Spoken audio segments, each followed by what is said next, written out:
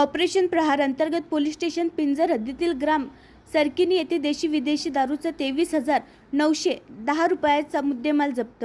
मान्य श्री अजय चांडक पोलीस अधीक्षक अकोला यांच्या निर्देशाप्रमाणे अकोला जिल्ह्यामध्ये अवैध धंदे समूळ नष्ट करण्यासाठी ऑपरेशन प्रहार मोहीम राबवण्यात येत आहे।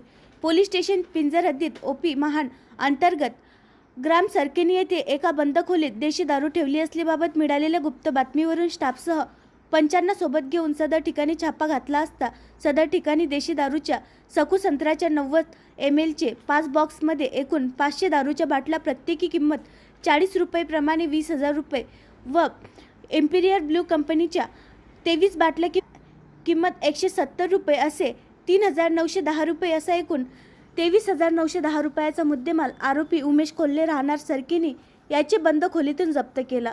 गुन्हा दाखल करून पुढील कारवाई करण्यात येत आहे।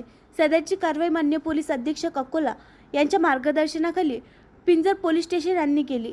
आणखी नवीन व्हिडिओ पाहण्यासाठी आमच्या देशमुख एक्सप्रेस न्यूज चॅनलला सबस्क्राइब करा, लाईक करा आणि शेअर करा।